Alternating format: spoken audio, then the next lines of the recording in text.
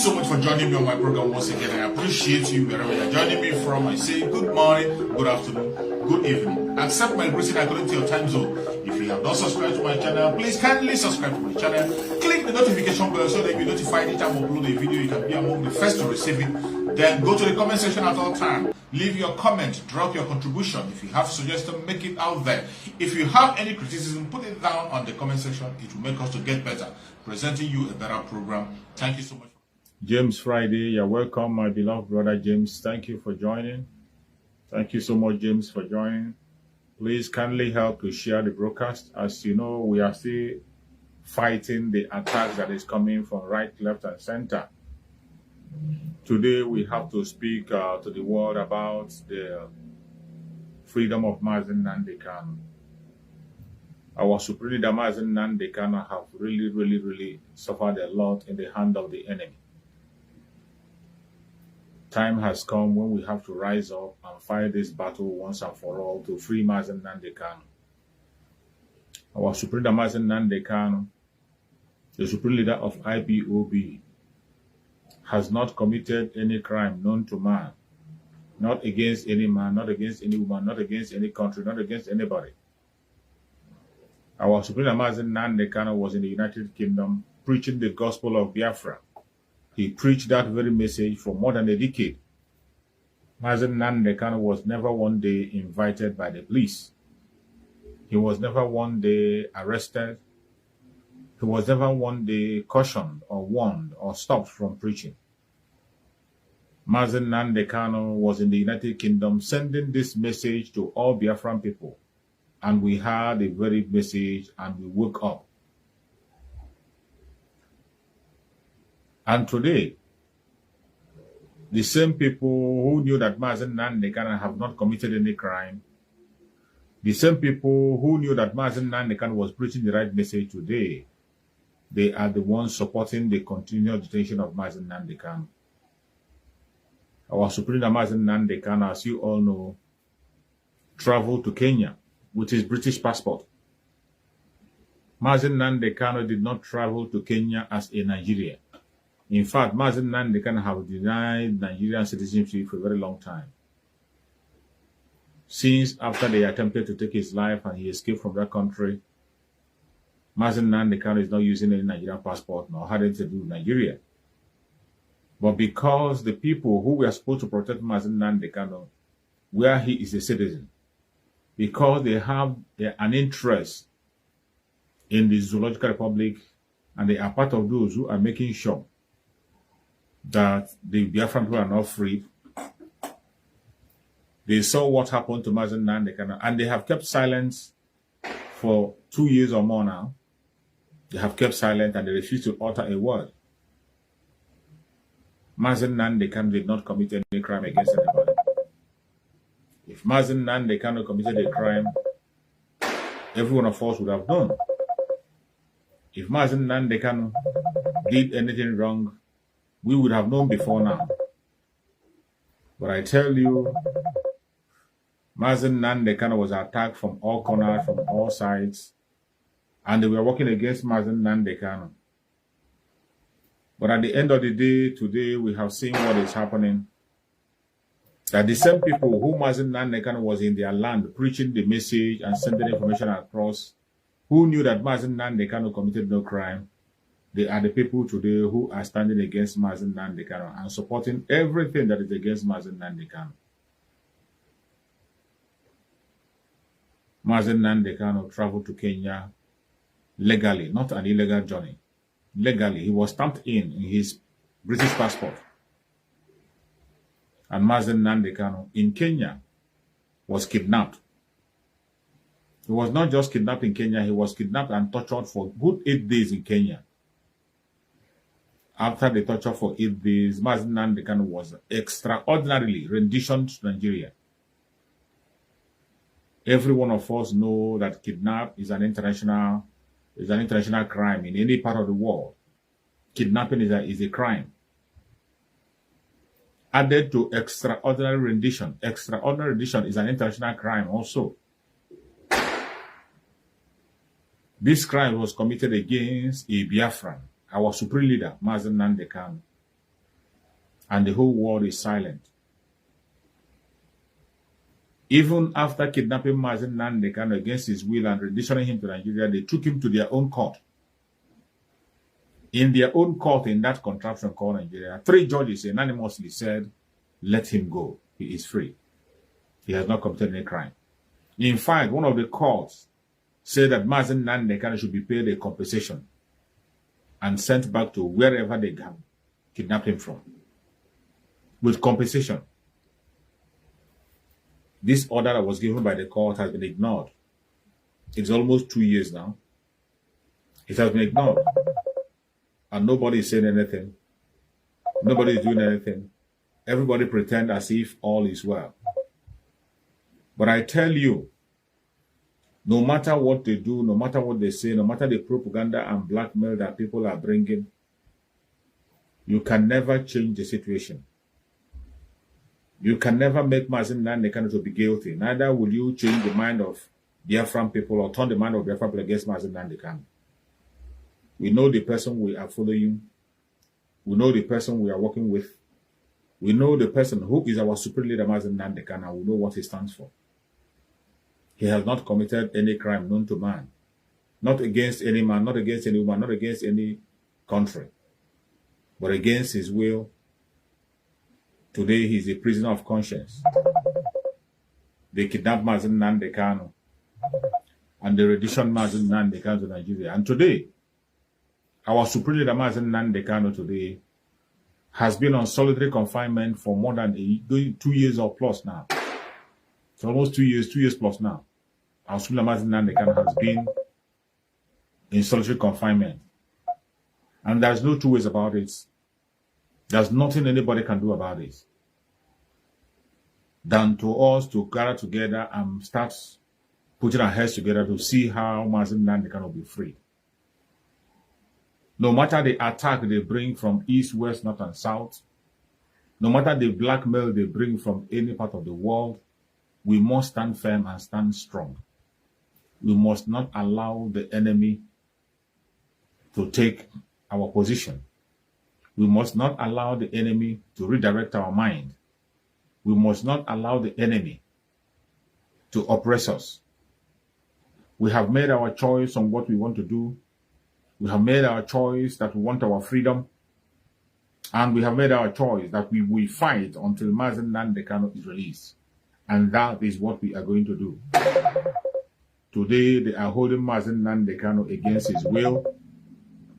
They are holding Mazi Nnamdi Kanu against his will today, oppressing Mazi Nnamdi Kanu wherever they have kept him against his will. Even when the court have said, let him go, he is innocent, they continue to hold him. Not only that they are detaining Mazi Nnamdi Kanu, he has been denied food, he has been denied water, he has been denied his access to his lawyers, he has been denied so many things that he's supposed to have. He has been denied even materials for his prayers have been denied of him. And I tell you, there is nothing anybody can do to change Mazi Nnamdi Kanu from fighting for the freedom of his own people. Today, Mazi Nnamdi Kanu's health is failing him. We have had a report of the way he's been treated. He has not been allowed to have access to his doctors. There's no medication given to him. It has always been attack against him from all corners and all angles. And I tell you, no matter what anybody does, no matter what anybody plans, no matter where they are coming from, we will never allow Mazi Nnamdi Kanu to remain in their net. I have always said it from day one that it is our responsibility to free Mazi Nnamdi Kanu. The international community, they are silent about the case of Mazi Nnamdi Kanu, even when they know the right thing to do. Some of you will say that the United Nations have given a statement that say that Mazi Nnamdi Kanu should be released. Yes, the United Nations have given a statement, but they shouldn't stop there. That statement is not enough. Nigeria has ignored that very statement that was issued. They have violated it and pretended as if they did not hear that order to release Mazi Nnamdi Kanu. They refuse to do anything about it. The British government is playing into it, and British government have refused to see reasons why they should fight for Mazi Nnamdi Kanu freedom. Instead of British government coming open to fight for Mazi Nnamdi Kanu, they are hiding and they are pretending not to know what is happening. And today they are being called out by some other international organization, thank God for that, for the way they have kept silent when their own citizen was kidnapped. This same situation happened, we can remember, in the past in Britain, by the same man today who they are running Nigeria in his name, late Muhammad Buhari. He went to Britain to kidnap Omar Diko. This same kidnapping. He kidnapped Omar Diko on the process of taking Omar Diko out of London. He was recovered. And they found out what he was planning. In that very case, Nigeria was punished for it. The airline that was used for that very movement, every one of them got impounded and they got punished. Everyone involved in that very kidnapping got his punishment. Omar Diko wasn't a citizen of the United Kingdom. Omar Diko is not from United Kingdom. Omar Diko is a Nigerian.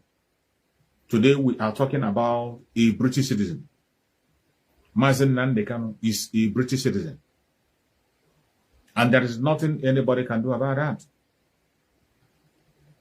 Who have lived in Britain legally, obtained his citizenship legally, travel with the visa of with passport of United Kingdom, and he was stamped into Kenya. He entered Kenya as a British and a British citizen. Another country went to Kenya to kidnap Mazi Nnamdi Kanu, kidnap him and rendition him to their own country. Up till now, Britain has not given any sanction to Nigeria. Britain has not made any strong statements. For more than 2 years, Mazi Nnamdi Kanu is still in captivity, languishing in jail. Most painful is that Mazi Nnamdi Kanu is in solitary confinement, even when he is innocent of all the charges.